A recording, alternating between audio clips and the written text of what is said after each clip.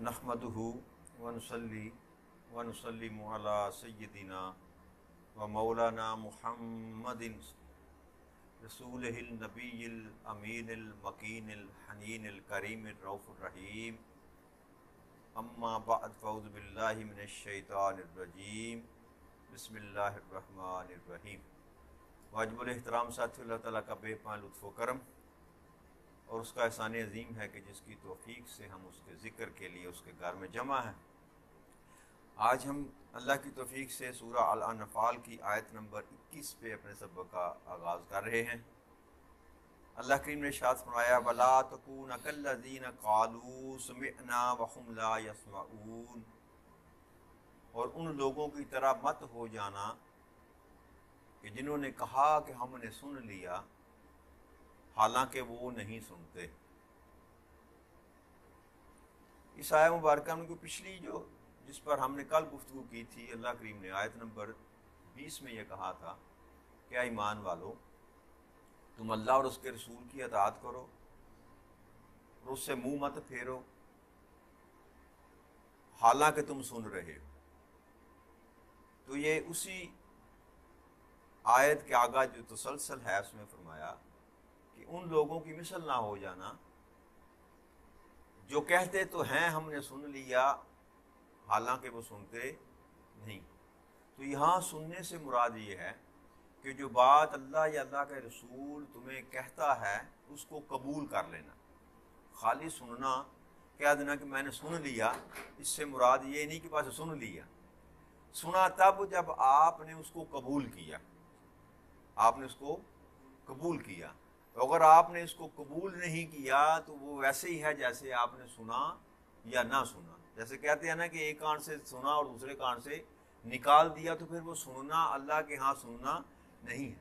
तो अल्लाह फरमा रहा है ऐसे ना हो जाना जैसे वो लोग हैं। अब जो कुफार और मुशरिकीन और सरदार थे कुरैश के, जिनको नबी अकरम सल्लल्लाहु अलैहि वसल्लम अल्लाह का पैगाम सुनाया करते थे, सुनते तो वो भी थे, बस सुनने से इनकार तो नहीं किया जा सकता कि वो सुन नहीं रहे थे, मगर अल्लाह के यहाँ वो सुनना नहीं है अगर उसको कबूल ना किया जाए। तो अल्लाह ये कहर तंबीह कर रहा है ईमान वालों को कि उनकी तरह ना हो जाना कि जो सुनते तो हैं मगर उनका सुनना नहीं। तो सुनने से मुराद यही है कि जो पैगाम जो अहकाम भी अल्लाह का और अल्लाह के रसूल का जो हुक्म इंसान तक पहुँच जाए तो उसको कबूल कर ले। और कबूल करने से मुराद ये होता है कि उस पर अमल पैरा होने की कोशिश करें। तो ये माना है यहाँ पर सुनने का। और अगर हमने सुना और फिर उस पर अमल पैरा ना हुए तो फिर अल्लाह के यहाँ वो सुनना और ना सुनना एक बराबर। फिर अल्लाह ने फरमाया, इन्ना शरद दवाबि इंदल्लाह सुम्मुल बुक्मुल लज़ीना ला याक़िलून। अल्लाह फरमाता है कि बेशक जानदारों में सबसे बदतर वही हैं जो बहरे हैं, गूंगे हैं और समझते भी नहीं। कि अल्लाह के यहाँ सबसे बुरे वो ठहराए जाते हैं जो बहरे हैं, गूंगे हैं और समझते भी नहीं। यहाँ इंसान की जो कुव्वत है उसकी बात नहीं की जा रही, कुव्वत गोयाई की या कुव्वत समात की, ये बात नहीं की जा रही। कि जो अल्लाह के कलाम को सुनता नहीं, जानता नहीं और अल्लाह की पैगाम के बाद हक बात को बयान नहीं करता और हक बात को दिल से तस्लीम नहीं करता, ये उस हालत की रब करीम बयान फरमा रहा है। और ये तशबीह दी कि वे सबसे बदतर हैं, सबसे बुरे हैं। वो जानदार, वो जान वाले, वो नफ्स, वो सबसे बुरे हैं जो कौन, जो जुबान रखते हुए गूंगे हैं, कान रखते हुए बहरे हैं, दिल रखते हुए हक को पहचानने से आरी है। तो ये उन लोगों की, ये तीनों आया मुबारका जो है ना एक ही मजमून है कि अल्लाह और अल्लाह के रसूल की बात को सुनो और सुन पर उस पर अमल पैरा होने की कोशिश करो। अतीउल्लाह व अतीउर रसूल से मुराद ये है कि जो अल्लाह और अल्लाह के रसूल ने बात की है, तुम तक जो पैगाम पहुंचा है उसको सुनो और सुनकर उस पर अमल पैरा होने की कोशिश करो, ये अतात है। और अगर तुम नहीं करते तो फिर तुम बहरे भी हो, कान रखते हुए बहरे हो, जुबान रखते हुए गूंगे हो और दिल रखते हुए तुम ऐसे हो कि तुम, या दिमाग रखते हुए तुम साहिब फहम, साहिब अकल, साहिब शऊर नहीं। کہ انسان جیتا جاگتا ہے، ہر کام کرتا ہے، سنتا بھی ہے، دیکھتا بھی ہے، سوچتا بھی ہے، مگر اللہ کے حق کے راستے کی طرف اگر وہ مائل نہیں، اللہ کے پیغام کو وہ سننے کے لیے تیار نہیں، اللہ کے حق کو آگے بیان کرنے کے لیے تیار نہیں، تو اللہ کے ہاں اس سے بدتر کوئی اور وجود ہے ہی نہیں۔ اللہ کریم اس کا اظہار فرما رہے ہیں کہ اس سے بڑھ کر بدتر میرے نزدیک کوئی نہیں۔ وَلَوْ عَلِمَ اللَّهُ فِيهِمْ خَيْرًا لَا أَسْمَعَهُمْ وَلَوْ أَسْمَعَهُمْ لَتَوَلُّوا وَهُمْ مُعْرِضُونَ، اور اگر اللہ ان میں سے کچھ بھی خیر جانتا تو انہیں ضرور سنا دیتا، اور ان کی حالت یہ ہے کہ اگر وہ انہیں حق سنا بھی دے تو وہ پھر بھی روگردانی کر لیں اور حق سے گریز ہی کرنے والے۔ اب یہ ان لوگوں کی بات ہے جن کا سورہ بقرہ کے پہلے رکوع میں اللہ نے ذکر کیا تھا نا، خاتم اللہ علی قلوبہم، وہ لوگ جن پر اللہ ان کے دلوں پر مہر لگا دیتا ہے، ان کے کانوں پر قلوبہم وسمعہم وابصارہم، ان کی آنکھوں پہ پردہ آ جاتا ہے، ان کے کانوں پہ پردہ آ جاتا ہے، ان کے دل پہ مہر لگ جاتی ہے۔ تو یہ اللہ فرماتا ہے کہ اگر میں جانتا کہ ان کے معاملے میں کچھ خیر ہے، رب کریم وہ ذات ہے جو کہ ہر ایک چیز کا علم رکھتی، انسان جو اپنے متعلق نہیں جانتا رب کریم وہ جانتا۔ اب اللہ کے ہاں یہ پیمان، اللہ یہ جانتا تھا کہ ان کے ہاں خیر والا معاملہ ہی کوئی نہیں۔ اللہ کہتا ہے کہ اگر مجھے کچھ نظر آتا نا ان میں سے کوئی خیر کا پہلو، تو پھر میں ان کے دروازے بند کیے ہوئے میں کھول دیتا، پھر ان کے اندر بات جاتی، ان کے اندر بات یہ سن لیتے، ضرور جان بھی لیتے۔ اور اگر اللہ فرماتا ہے کہ اگر ان کے اندر بات چلی بھی جائے، اگر بالفرض مثال کے طور پر اگر بات ان کے اندر چلی بھی جائے، ان کو حق بیان بھی کر دیا جائے، تو یہ پھر بھی اس سے گریز کریں گے، اس کو قبول کرنے سے انکار کریں گے۔ اور یہ کس سبب سے ہے؟ یہ جو ان کے دل کے اندر نفاق ہے، یہ جو دل کے اندر بیماری ہے، دل کی جو بیماری ہو، قلب کی بیماری جو ہوتی ہے نا، جس سے انسان کا دل سیاہ ہو جاتا ہے، تو جب انسان کا دل ہی مردہ ہو جائے، سیاہ ہو جائے، تو پھر جتنا بھی اس پر پڑھا جائے، سنایا جائے، بیان کیا جائے، وہ ہدایت کی طرف۔ اور اس کی سب سے بڑی مثال جو ہے وہ ابو جہل کی، عمرو بن خشام، اپنے وقت کا انتہائی زیرک، عقل مند، دانا اور دانشور آدمی،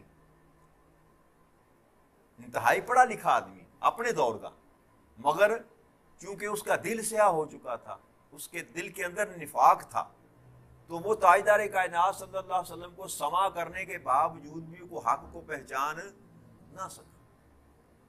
تو لہٰذا اللہ اور اللہ کے رسول کی بات بھی اس بندے پر اثر کرتی ہے جس کا دل صاف ہو، جس کے دل پر نفاق نہ ہو، دل کے اندر سیاہی نہ ہو، ظلمت کا پہرا نہ ہو، اس پر اللہ اور اللہ کے رسول کی بات جو ہے وہ اثر کرتی ہے۔ آگے اللہ کی مثال فرمایا، یا ایھا الذین آمنوا استجیبوا للہ وللرسول اذا دعاکم لما یحییکم واعلموا ان اللہ یحول بین المرء وقلبہ وانہ الیہ تحشرون۔ کیا ایمان والو، جب بھی رسول اکرم صلی اللہ علیہ وآلہ وسلم یا اللہ اور اس کا رسول تمہیں کسی کام کے لیے بلائیں جو تمہیں زندگی عطا کرتا ہے، تو اللہ اور اللہ رسول کی طرف فرما برداری کے ثواب جواب دیتے ہوئے حاضر ہو جایا کرو، اور جان لو کہ اللہ آدمی اور اس کے قلب کے درمیان حائل ہوتا ہے، یہ کہ تم سب اسی کی طرف جمع کیے جاؤ۔ یہاں اللہ کریم نے یہ حکم دیا کہ ایمان والوں کو کہ جب تمہیں اللہ پکارے یا اللہ کا رسول پکارے تو حاضر ہو جایا کرو۔ اب یہاں اللہ اور اللہ کے رسول کے حکم پر اللہ کی بارگاہ میں یا رسول اکرم کی بارگاہ میں حاضر ہو جانا یہ انسان پر فرض ہو گیا، واجب ہو گیا کہ جب اللہ پکارے، جب اب دیکھیں نا کتنی بدبختی ہے ہماری، 5 وقت سپیکر پر اذان ہوتی ہے جی، ہم یہ سمجھتے ہیں ہمارے اندر یہ بات ابھی تک اتری نہیں، یا اتاری نہیں گئی، یا سمجھی نہیں، یا سمجھائی نہیں گئی کہ یہ جو مؤذن اذان دیتا ہے حقیقت میں یہ بلاوا مؤذن کا نہیں ہوتا، یہ بلاوا مؤذن کا نہیں ہوتا، یہ بلاوا اس ذات کی طرف سے جو کہتا ہے حی علی الصلاۃ، آجو نماز کی طرف۔ اور حیا جو لفظ ہے نا، میں اس کی بھی چلو لفظ میرے ذہن میں آ گیا، حیا عربی میں، عرب میں اگر آپ رہ کے آئے ہوں یا عربی لغت کا آپ کو پتہ ہو تو عرب میں جب کسی کو بلایا جاتا ہے تو کہتے ہیں تعال، ادھر آ۔ عرب میں یو اے میں آپ جا کے، سعودی عرب میں کبھی جائیں نا، اللہ کریم آپ کو لے جائے اتفاق ہو، تو وہاں جب کسی کو بلایا جاتا ہے تو کہتے ہیں تعال، ادھر آ۔ لغت میں یہ آنے کو کہ کسی کو بلانے کو تعال کہتے ہیں۔ اب یہ حیا کیا ہے؟ حیا کا مطلب یہ ہے کہ بھاگتے ہوئے آ، جلدی سے آ۔ یہ فرق ہے تعال اور حیا میں۔ یہاں اللہ نے یہ نہیں کہا نماز کی طرف آؤ، نہیں، فرمایا حی علی الصلاۃ، دوڑتے ہوئے نماز کی طرف آؤ، بھاگتے ہوئے نماز کی طرف آؤ، فوراً نماز کی طرف آؤ۔ اب یہ دیکھیں کتنا سخت پیغام ہے رب کریم کا، مگر یہ کہ ہم نے جانا ہی نہیں، ہم پہچان ہی نہیں سکے کہ جو آواز دی جا رہی ہے، جو میں بلایا جا رہا ہے، یہ رب کی طرف سے بلایا جا رہا ہے۔ اب یہاں حکم یہ ہے کہ جب بھی تمہیں اللہ کریم پکارے فوراً اس کی طرف حاضر ہو جاؤ، فوراً اس کی طرف حاضر ہو جاؤ۔ اور اسی طرح رسول اکرم صلی اللہ علیہ وسلم، اب جو لوگ اللہ کی اس پکار پر لبیک کہتے ہوئے اللہ کی بارگاہ میں حاضر نہیں ہوتے، وہ یاد رکھیں وہ گناہ کبیرہ کے مرتکب۔ گناہ نماز ہم پڑھتے ہیں نا جی، جیسی بھی ہے، ٹوٹی پھوٹی ہے، قبول کرے یا نہ کرے اس کی مرضی، اس کی رضا پر ہے، مگر نہ آنے والے میں اور آنے والے میں ایک فرق تو ہے نا، کہ اللہ نے جب کہا کہ آ جا تو آنے والے نے اس کے حکم پر لبیک کہتے ہوئے وہ آ گیا، اللہ کی بارگاہ میں آ کر کھڑا ہو گیا۔ باقی معاملہ چھوڑ دیں، اس پر بحث نہیں ہے، اس نے کیا کیا، کیسے کیا، کیوں کیا، کس قدر کیا، یہ بات نہیں ہے، یہ موضوع بحث طلب بھی نہیں ہے۔ حکم یہ ہے کہ جب میں پکاروں تو آ جاؤ، بس اللہ نے کہا حی علی الصلاۃ، آ جاؤ، بھاگ کر آؤ، میری نماز کی طرف آ جاؤ، تو بس آپ آگے میں آگے، تو یہ اللہ کے حکم پر ہم نے تابعداری کرتے اس کی بارگاہ میں کھڑے ہو گئے، باقی معاملہ اس کے سپرد۔ کیسے میں نے ادا کی، اس میں ضمن ایک اور میں بات کر دوں، میرے جیسے جو لوگ ہوتے ہیں نا، چھوٹے بونے قد کے چھوٹے لوگ جو ہوتے ہیں، 4 نمازیں ہم پڑھ لیتے ہیں نا، تو ہمارے اندر بھی ایک بت ہمارے اندر تعمیر ہو جاتا ہے، اپنے آپ کو پارسا سمجھنا، نیک سمجھنا، بڑا سمجھنا اور عقل مند سمجھنا، اور سمجھنا کہ مجھ پر بس پتہ نہیں کیا، میں نے کیا پہاڑ جو ہے وہ کھود لیا، میں نے کون سا قلعہ فتح کر لیا، میں نے نمازیں پڑھنی شروع کر دی۔ اور جو لوگ نماز نہیں پڑھتے ان کو ہم نے قابل نفرت جانتے، ان کو اچھا نہیں سمجھتے۔ انسان کی طبیعت میں یہ کام نہیں آنا چاہیے کہ جو بے نمازی ہے اس کے ساتھ انسان جو ہے نفرت کی نگاہ سے دیکھے، بلکہ حق یہ ہے کہ جس طرح آپ پر اللہ نے فضل کیا، آپ بھی یہ ڈیوٹی اپنے ذمہ لیں نا کہ ان کو سمجھانے کی کوشش کریں، ان کا بھی یہ فضل اور یہ کرم ہو جائے، اس کا سبب بننے کی کوشش کریں۔ ایک تو یہ بات کہ بے نمازیوں کو دعوت دینے کی کوشش کریں، بجائے اس کے کہ آپ ان سے دور ہو جائیں، ان سے دوری اختیار کر لیں، ان کو نیکی کی دعوت دینے کی کوشش کریں۔ اور یہ فرض ہے مسلمان پر، ہر مسلمان پر فرض ہے، نیکی کی دعوت دینا، تبلیغ کرنا، حق کو بیان کرنا، اسی کے ذمرے میں آتا ہے۔ تو ایک تو بات یہ، دوسری کہ مسجد میں ہم جب آتے ہیں تو مسجد میں کسی کو جھڑکنا، کسی کو یہ کہنا کہ یہ آدھے بازوں والی قمیض تو نے کیوں پہنی ہے، تیرے ٹخنے اوپر ہیں کہ نیچے ہیں، تو یہ کیا، یہ نامناسب حرکت ہے، یہ اخلاق سے گری ہوئی حرکت ہے۔ جو اللہ کی بارگاہ میں آ کر کھڑا ہو گیا، جیسے بھی کھڑا ہو گیا، جیسے بھی کھڑا ہو گیا، وہ آپ کا معاملہ نہیں ہے۔ ہاں، اگر کسی کی صلاح اگر کرنے چاہتے ہیں، آپ کسی کو سمجھانا چاہتے ہیں، تو اس کا طریقہ یہ نہیں ہے کہ مسجد میں آپ شور شروع کر دیں، علیحدہ سے پھر وقت نکالیں نا، نماز کے بعد اس کے کندھے پہ ہاتھ رکھیں، اس کو کہیں بیٹا یا بھائی یار یہ معاملہ ایسا ہے، اس میں یہ فضیلت ہے۔ بے نمازی آتے ہیں بغیر ٹوپی کے نماز پڑھتے ہیں، بھائی پڑھ لینے دیں ان کو، کوئی بات نہیں، نماز ہو جاتی ہے۔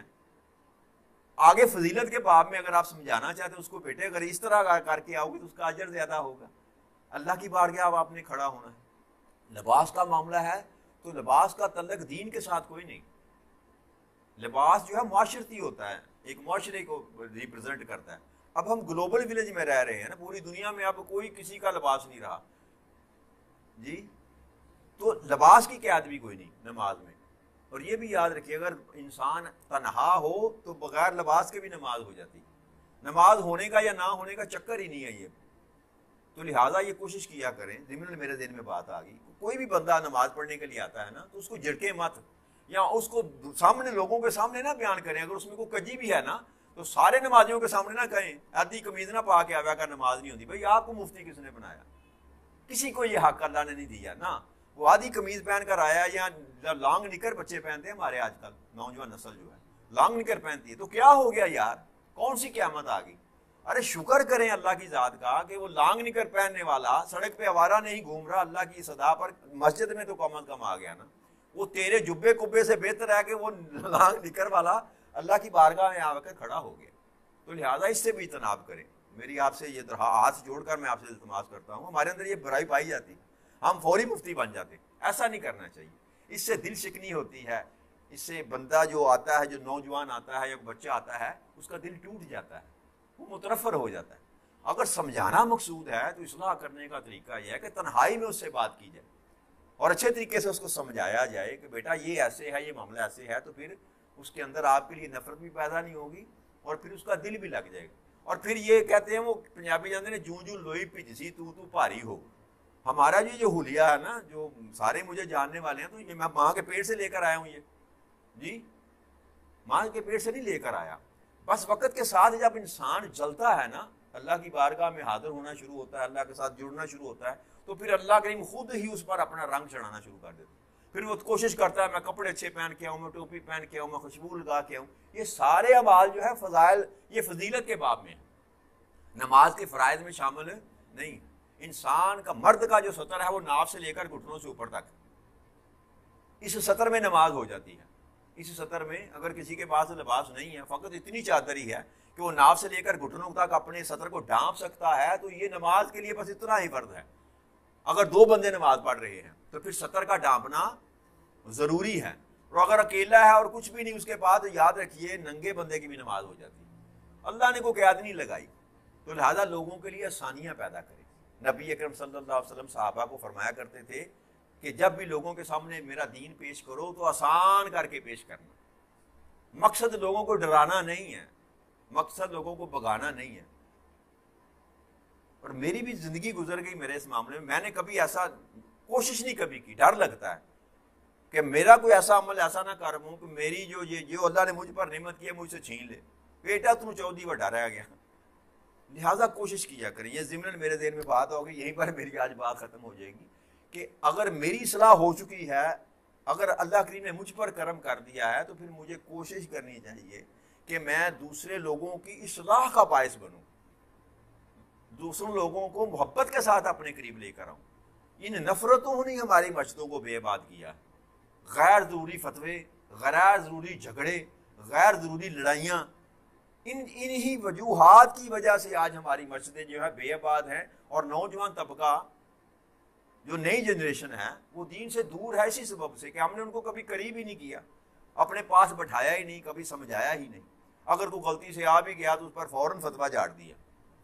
تو لہٰذا جو ایجڈ ہے نا, میرے جیسے بندے جو بزرگ ہونے والے ہیں, بزرگ ہو گئے ہیں, ان سے التماس ہے کہ اگر آپ پر اللہ نے کرم کیا ہے تو پھر اپنی جگہ قائم مقام جو کھڑا کرنا ہے نا, اس کی تربیت کرنے کا انداز یہ ہے کہ اس کو علیحدہ سے بیٹھ کے سمجھائیں, اچھے طریقے سے سمجھائیں, تاکہ اس کا دل اس طرف مائل ہو جائے, اس طرف مائل ہو جائے. تو میں یہ کر رہا تھا کہ جب اللہ پکائے تو اللہ کی طرف اللہ نے فرمایا دوڑتے ہوئے بھاگتے ہوئے آ جاؤ. اور اسی طرح رسول اکرم صلی اللہ علیہ وسلم کے متعلق بھی یہ حکم ہے کہ جب تمہیں رسول بلائے تو اس کی طرف ہی دوڑتے ہوئے بھاگ کر آ جاؤ.